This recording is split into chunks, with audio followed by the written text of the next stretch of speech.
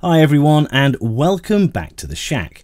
Remember a few weeks ago when I reviewed the Ngo Spectrum Next clone in its lovely white specky case, and I said I'd like to get a hold of one of Manuferhi's Next compatible case and keyboard sets as they look incredible, and it would be interesting to see how this also changes the feel of the Ngo.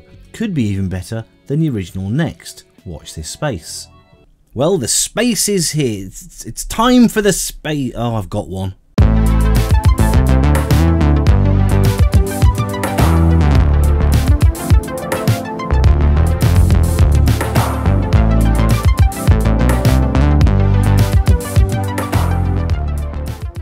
Here at the Shack, we'd like to give a huge thank you to the sponsor for this video, PCBWay. They help us out with all of our PCB fabrication needs and make fantastic boards at amazingly competitive prices. And it's not only PCBs that are on the menu. Apart from other fabrication services like CNC machining, 3D printing, sheet metal fabrication and injection moulding, PCBWay also have a great projects library of cool stuff to build from people all around the world. Oh, and if you don't like waving a soldering iron about, they can even assemble your PCBs for you. That's the PCB way. Right, on with the show. Now, the Ngo was sitting quite happily in this case, and I've been using it a lot over the past few weeks, and to be honest, I really got on well with this layout. I'm used to it. It's reassuringly familiar.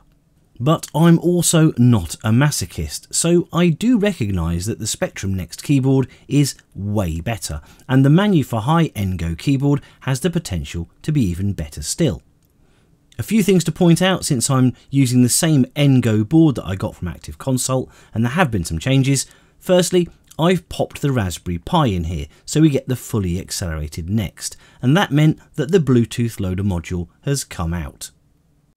Secondly, the Ngo as supplied had the joystick ports on the right hand side, which is necessary to fit into the original case, whereas the Manuferhi case has them on the left in the same position as the official Next, so I desoldered the old ones and fitted ones to the left hand side.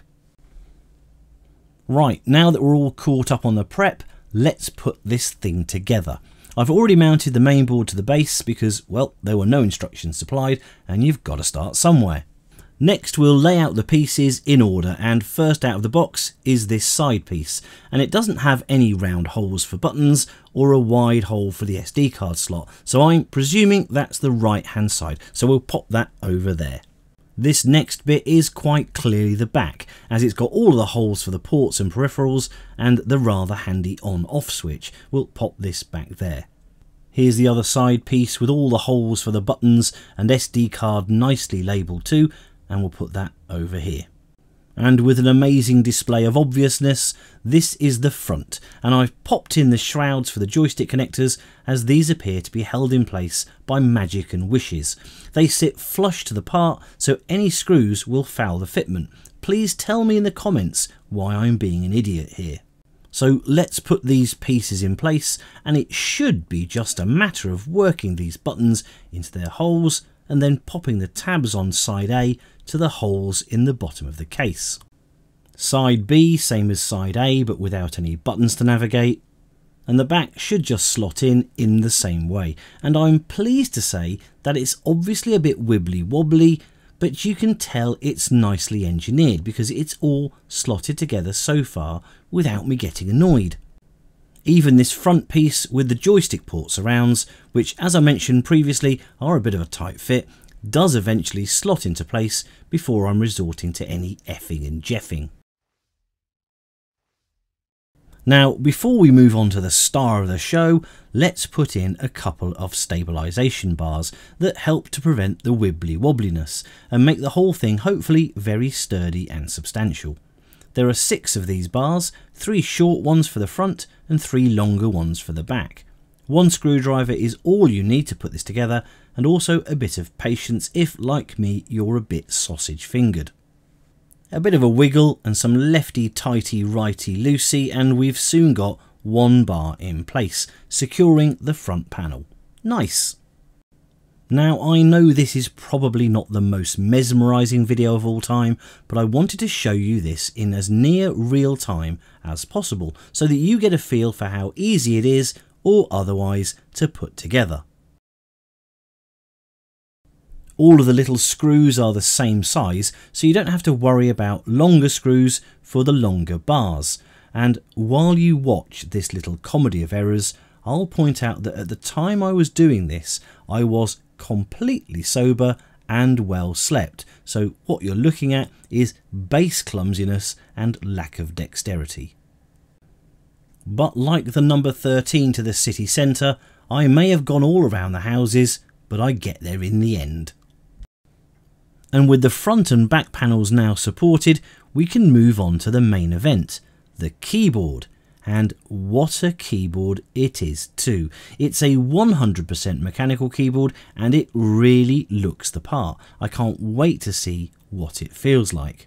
Like the official Spectrum Next, there are 3 keyboard connections to the mainboard, and these rather flimsy connectors are a hangover from the fact that you can use the Engo board with an old Spectrum keyboard. The trick here is to take your time and don't stress the connections. When all 3 connections are securely made, the keyboard itself is held in place through the side tabs engaging with the slots in the side pieces. All in all, a very neat solution, and once all bolted together should be very sturdy. It's at this point that the whole piece starts to come together and you start thinking things like, ooh, that's nice, and very tidy. The keyboard is further held in place with this surround piece that, well, surrounds the keyboard and is secured in place with the top screws into those aforementioned bars. I thought at this point that the visible screws on top might be visually irritating, or at the very least annoying to rest your hand on when typing. I guess we'll have to wait and see. Now, one of the really clever bits I like about the design of this case lies right here. The top cover is in 2 parts, and that means that when you need to get to the Raspberry Pi's SD card, or to the Pi itself for that matter, you only have to undo the top rear 3 screws, and that piece lifts straight off. For now though, we're going to pop it on to complete the look of the Manuferhi case. And I think that looks absolutely beautiful. I'm going to say that I think I actually prefer it to the Spectrum Next case. Perhaps that's just because it's new and fresh, but it does look like a modern Spectrum in terms of its dimensions and features. I've just realised that I haven't connected up the power switch, so better do that before fixing the final screws in place. There, all sorted, and again, just look at how accessible this part of the device is. Not that there's been any reason to touch the SD card in my official Next Pi since I got the thing a couple of years ago, but hey, good to know that it's easy if I ever need to.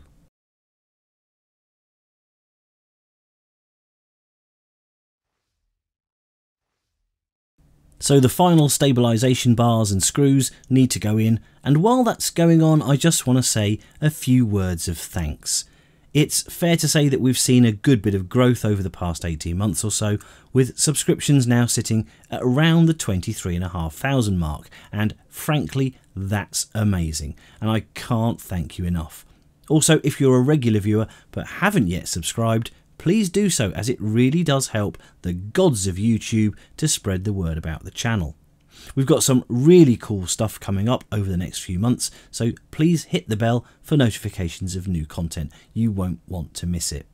Right, let's skip through the next 5 minutes to the part where all the screws are in, and then we can bask in the glory of the completed unit. And doesn't that look simply amazing? Pop the SD card in and we're good to go. It's a thoroughly beautiful design, everything very accessible, and I think it's that perfect blend of utilitarian simplicity and inspired ZX Spectrumness. Yes, that's the word I'm using. It's full of ZX Spectrumness. But I know what you're thinking, what's it like to type on and how does it sound? Well, I'll tell you, it feels just like it should. And it sounds just like this.